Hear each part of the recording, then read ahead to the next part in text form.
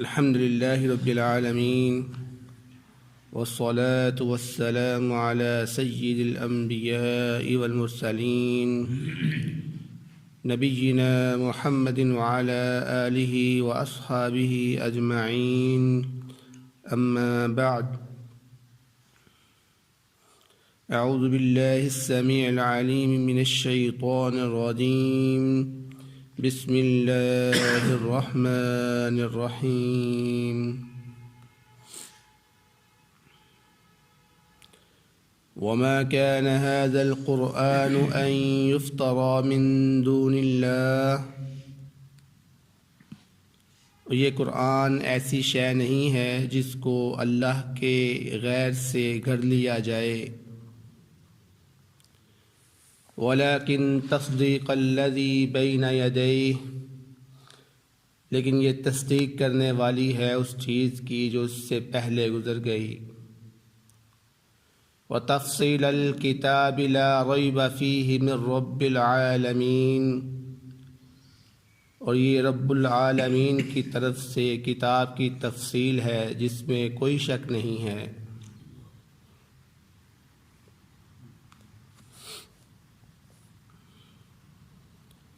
سورۃ یونس کی آیت نمبر 37 آپ کے سامنے تلاوت کی گئی ہے۔ اس آیت مبارکہ میں اللہ رب العزت یہ بیان فرما رہے ہیں کہ مشرکین مکہ نے جو دعویٰ کیا تھا کہ نبی کریم صلی اللہ علیہ وسلم نے اس قرآن کو اپنی طرف سے گھڑ لیا ہے، اپنی طرف سے بنا لیا ہے، تو اللہ رب العزت یہاں پر بیان فرما رہے ہیں کہ یہ قرآن کوئی ایسی چیز نہیں ہے کہ جس کو کوئی بھی انسان گھڑ لے، کوئی بھی انسان بنا لے، بلکہ اس کی صفت یہ ہے کہ اللہ رب العزت کی ذات کے علاوہ اس کو کوئی بنا سکتا ہی نہیں ہے۔ قرآن یہ ایک عظیم معجزہ ہے اللہ رب العزت کی طرف سے، جو کہ اہل لغت والے بھی اس کو بنانے سے قاصر تھے، تو یہ چھوٹا معجزہ نہیں تھا یہ، اسی لیے تو اللہ رب العزت نے یہاں پر فرمایا کہ یہ انسان کے بس کی بات نہیں ہے کہ وہ ایسا کلام بنا سکے۔ حالانکہ ہم لوگ عام طور پر سوچتے ہیں کہ یار وہ بھی عربی بولنے والے تھے تو وہ کیوں نہیں بنا سکے، کیا ان کی زبانیں بند ہو جاتی تھی؟ نہیں، اس قرآن میں اور عربی کلام کے اندر بہت فرق ہے، اور سب سے عظیم جو فرق میں نے محسوس کیا ہے وہ یہ ہے کہ جب یہ قرآن پڑھا جاتا ہے تو یہ اپنی تاثیر رکھتا ہے، یہ اثر انداز ہوتا ہے انسان کے دل پر، انسان کے جسم پر، جبکہ ایک عام عربی گفتگو کی جائے، عربی عبارت پڑھی جائے تو وہ دل پہ اثر انداز نہیں ہوتی۔ تو اس قرآن کا اثر ہے جو پڑھنے سے انسان کے دل پہ اثر ہوتا ہے، اور یہی ایک چیز اور یہی خوبی ہے جو انسان کے کلام میں کبھی پیدا نہیں ہو سکتی۔ اس لیے اللہ رب العزت نے فرمایا انسان کے بس کی بات نہیں ہے کہ وہ ایسی کلام کو پیدا کر سکے کہ جو تاثیر رکھتی ہو۔ فرمایا وَلَكِن تَصْدِيقَ الَّذِي بَيْنَ يَدَيْهِ، اور یہ کتاب جو ہے پہلی جتنی بھی کتابیں آسمان سے اللہ رب العزت نے نازل کی ہے اس کی بھی تصدیق کرنے والی، یعنی یہ قرآن پاک خود اور اس سے پہلے جتنی بھی آسمانی کتابیں نازل ہوئی ہیں تمام کی تمام اللہ رب العزت کی طرف سے ہی ہے، جو آپس میں ایک دوسرے کی تصدیق کر رہی ہے۔ تو جب تم تورات کو مانتے ہو، جب تم انجیل کو مانتے ہو تو تمہارے اوپر لازم آتا ہے تم اس قرآن کو بھی مانو، کیونکہ یہ بھی کتاب اسی طرح ہے اور اللہ رب العزت کی طرف سے ہی نازل شدہ ہے۔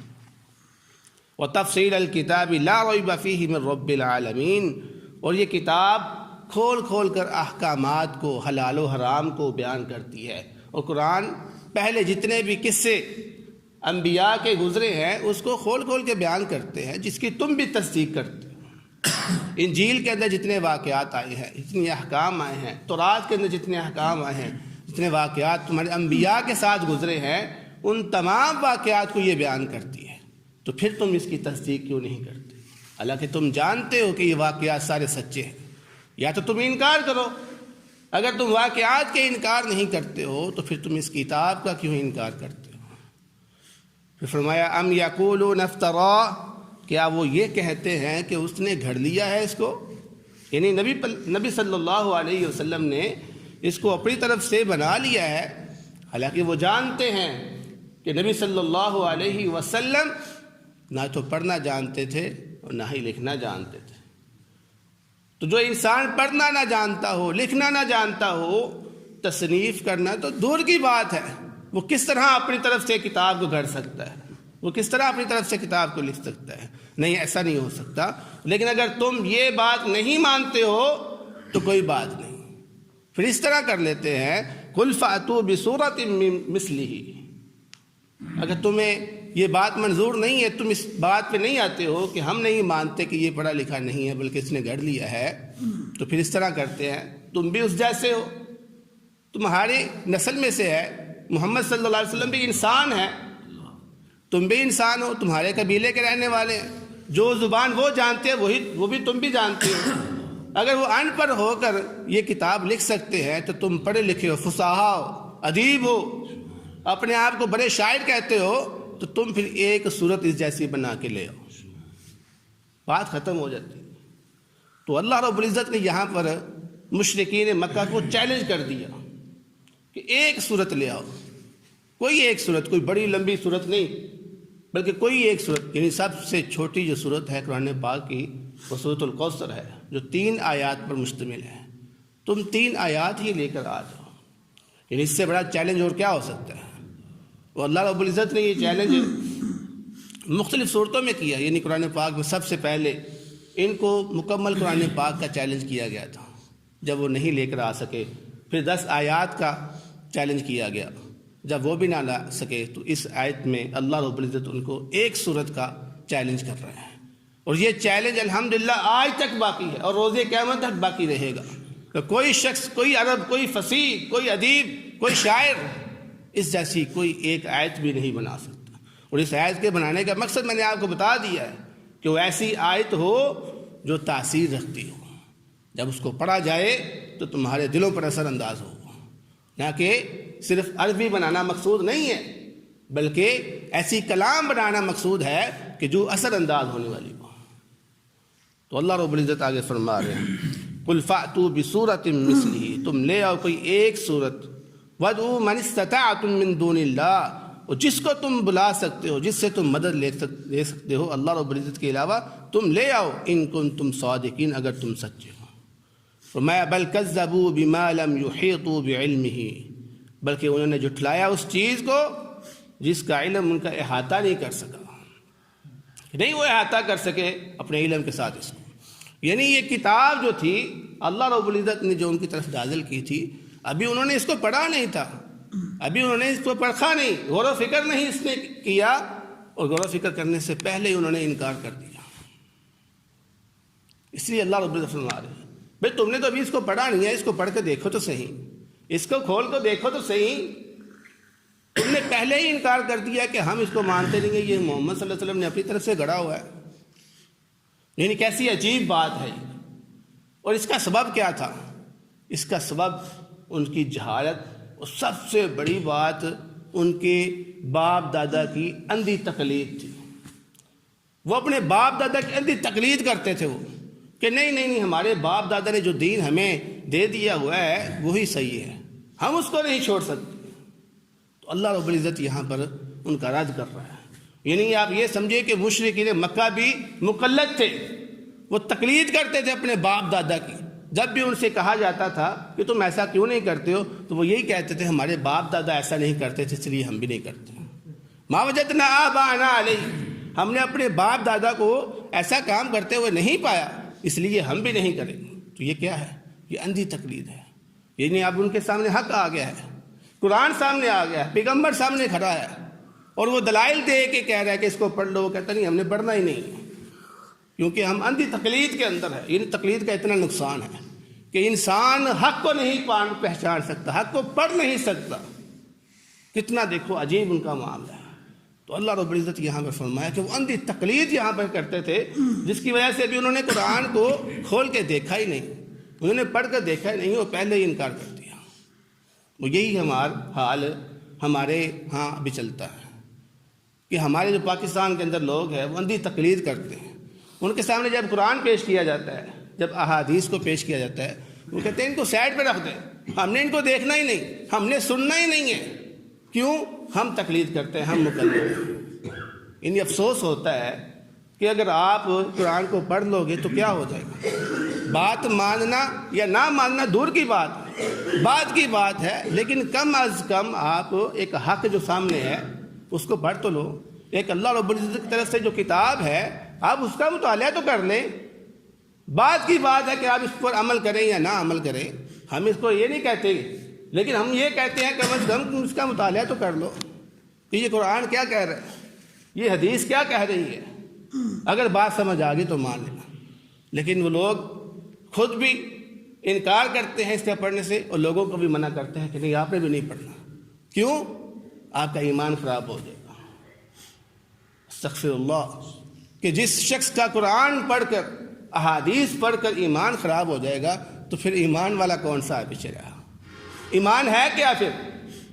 کیا انسان کے اپنی خواہشات یہی ایمان ہے؟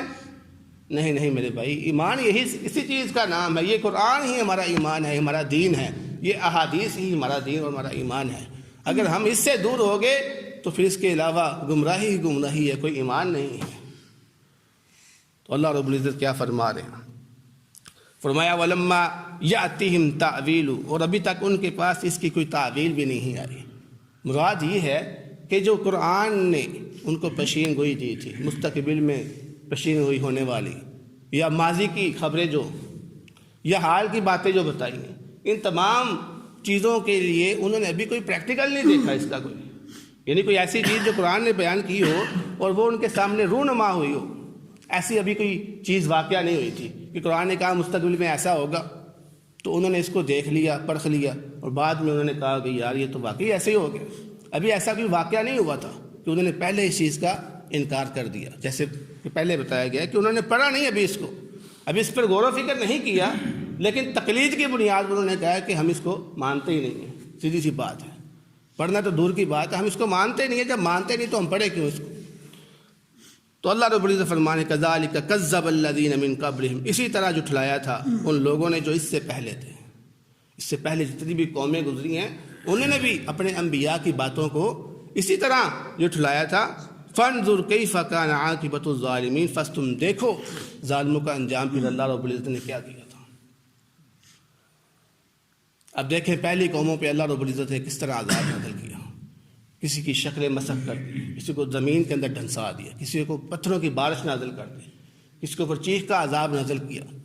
طرح طرح کے اللہ رب العزت نے عذاب نازل کر کے ان کو تباہ کر دیا. آج اگر تم ان کی حرکتوں پر، انہی عادتوں پر باقی رہو گے تو تمہارا انجام بھی یہی ہوگا. اس لیے اگر تم اللہ رب العزت سے ڈرتے ہو، اپنے برے انجام سے ڈرتے ہو، تو اس قرآن کی طرف آ جاؤ، اس قرآن کو پڑھ لو، تم کامیاب ہو جاؤ گے، تم اللہ کے عذاب سے بچ جاؤ گے. وَمِنْهُمْ مَنْ يُؤْمِنُ بِهِ، اور ان میں سے کچھ اس کے ساتھ ایمان لے کے آنے بھی والے تھے. وَمِنْهُمْ مَنْ لَا يُؤْمِنُ بِهِ، اور کچھ اس کے ساتھ ایمان نہیں بھی لے کر آنے والے تھے. یعنی مشرکین مکہ کا حال یہ تھا کہ کچھ لوگ اس کتاب کو مانتے تھے کہ واقعی یہ اللہ رب العزت کی طرف سے ہے، لیکن جیسے کہ پہلے بیان کر چکا ہوں کہ اپنے حسد کی وجہ سے، اپنی ضد کی وجہ سے وہ اسلام نہیں لے کر آتے تھے کہ اگر ہم اسلام لے کر آ گئے ہماری تو یہ جو سرداری ہے وہ ختم ہو جائے گی. تو ہم اپنی سرداری نہیں ختم کرنا چاہتے، اس لیے ہم مسلمان نہیں ہوں گے. اور کچھ لوگ ویسے ہی اس کے اوپر بالکل ایمان نہیں لے کر آتے تھے، جیسے کہ پچھلی آیت میں گزرا. فرمایا وَرَبُّكَ أَعْلَمُ بِالْمُفْسِدِينَ، اور تیرا رب فساد کرنے والوں کو خوب جانتا ہے. یعنی اللہ رب العزت ان کے اعمال کو خوب جاننے والا ہے کہ کون ان میں سچا ہے، کون ان میں جھوٹا ہے. تو دعا ہے اللہ رب العزت سے جو سنا ہے اس پر عمل کرنے کی توفیق عطا فرمائے. بہترین صدقہ جاریہ حاصل کرنے کے لیے اس ویڈیو کو لائک، کمنٹ اور شیئر کرنا مت بھولیں.